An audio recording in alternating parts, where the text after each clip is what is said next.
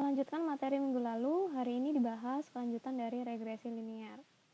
Regresi dapat digunakan untuk prediksi dengan persamaan prediksinya sebagai berikut. Di mana pada persamaan ini, Y topi merupakan nilai prediksi untuk Y, B0, B1 hingga BK adalah nilai parameter, B0 adalah intercept, titik potong dengan Y, B1 hingga BK adalah slope atau gradien. X1 hingga XK adalah nilai dari variabel bebas. Untuk mendapatkan prediksi yang akurat diperlukan nilai parameter yang tepat.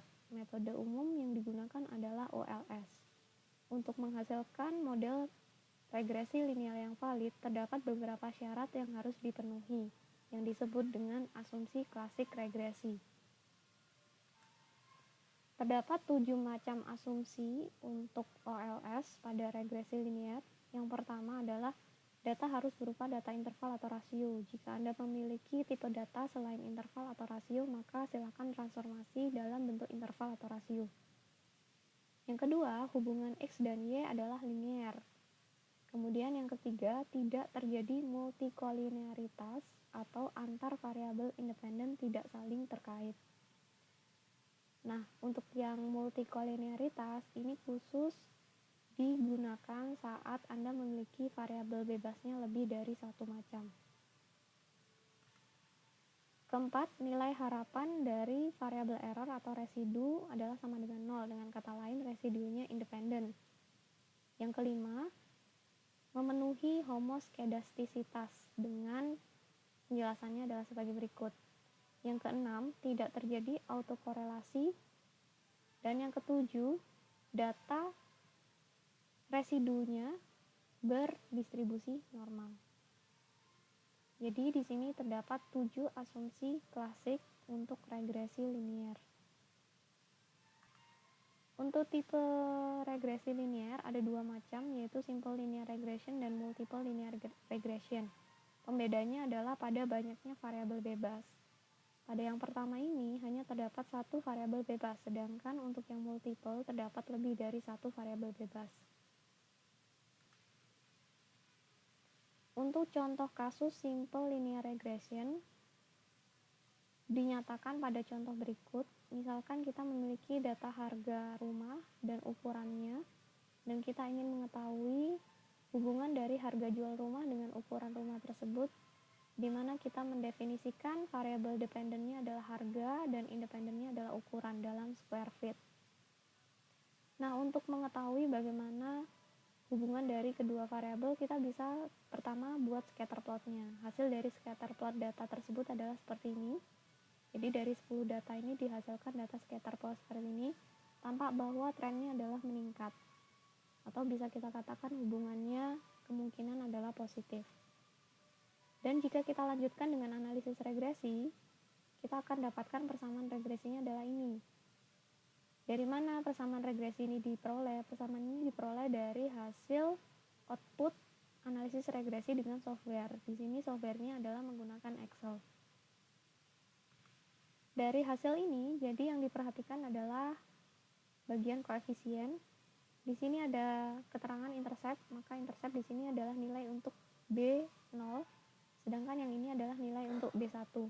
Sehingga diperoleh hasil persamaan regresi untuk regresi linear sederhana atau simple linear regressionnya adalah ini. Kemudian bagaimana dengan garis regresinya? Garis regresinya yang dihasilkan adalah ini. Titik-titik data aktualnya adalah diwakili oleh titik biru, sedangkan garis regresinya diwakili oleh garis hitam ini.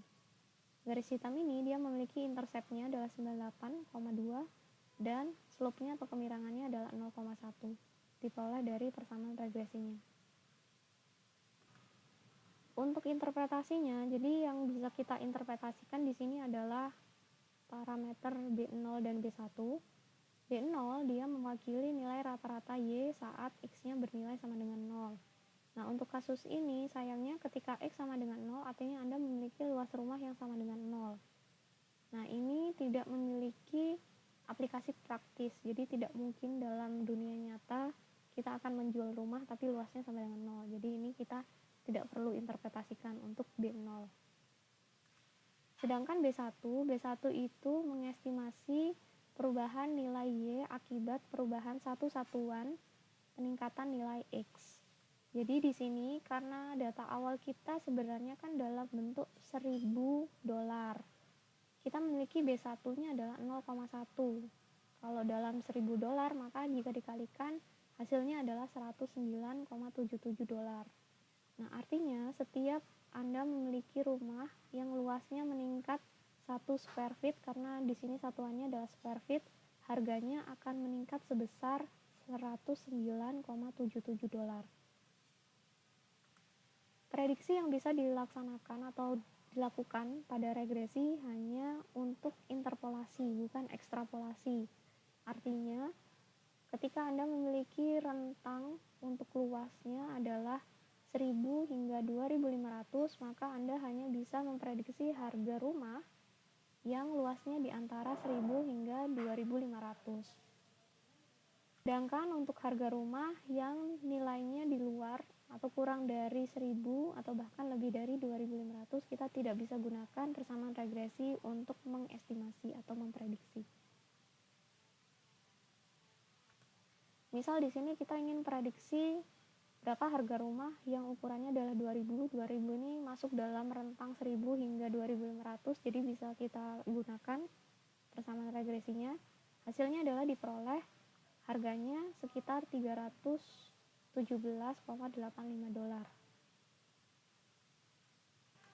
Nah, seperti gambar scatter plot dan garis regresi yang kita hasilkan, regresi akan memberikan sebuah variasi. Jadi akan muncul variasi antara data aktual, data prediksi, dan rata-rata data aktual. Ada 3 macam ukuran variasi dalam regresi, yaitu SST, SSR, dan SSE, di mana dijelaskan pada gambar berikut.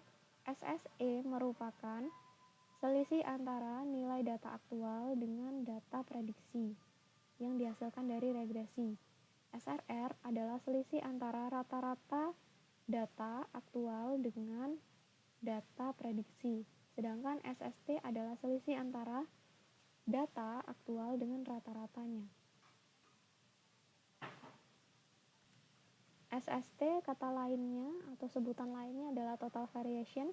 SSR adalah explained variation atau variasi yang dapat dijelaskan, sedangkan SSE adalah unexplained variation atau variasi yang tidak bisa dijelaskan. Untuk definisinya dijelaskan sebagai berikut. Nah, untuk hubungan dari ketiganya, SST itu sebenarnya jumlahan dari SSR dan SSE. Jadi kalau Anda perhatikan gambar sebelumnya, SST itu bisa Anda peroleh dari SSR ditambah SSE. Jadi kalau misal Anda ingin mencari SSE, tinggal kurangkan SST dari SSR dan sebaliknya.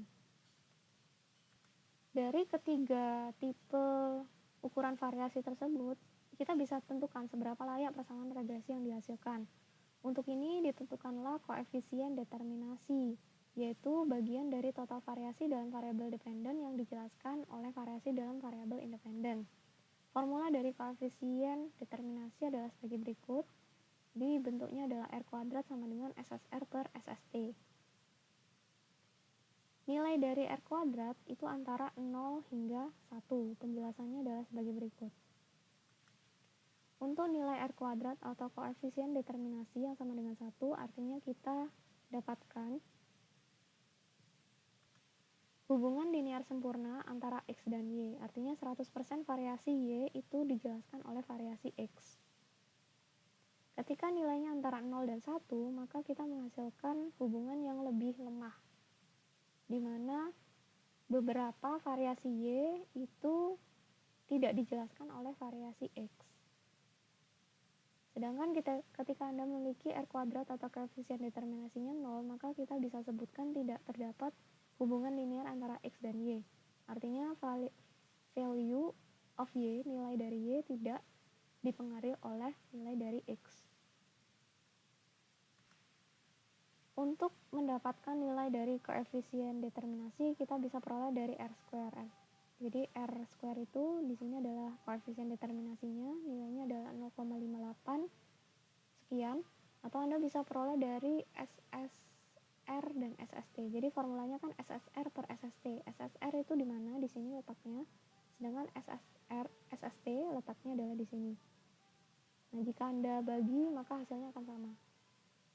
Di sini menjelaskan bahwa 58, variasi Y, di mana Y-nya adalah harga rumah, dijelaskan oleh variasi dari ukurannya dalam square feet. Kemudian untuk menguji keakuratan nilai parameter garis regresi, kita dapat menentukan standar error estimasi. Standar error estimasi diperoleh dari standar deviasi variasi pengamatan di sekitar garis regresi. Formulanya adalah berikut. Nah, di mana sih letaknya kalau misal dari output Excel atau SPSS? Jadi kalau misal ingin mengetahui standar error estimasi, kita bisa peroleh dari sini. Jadi standar error di sini adalah standar error estimasi. Nilainya adalah 41,33. Nah, dari hasil tersebut kita bisa katakan apakah nilai tersebut merupakan nilai yang kecil atau nilainya besar.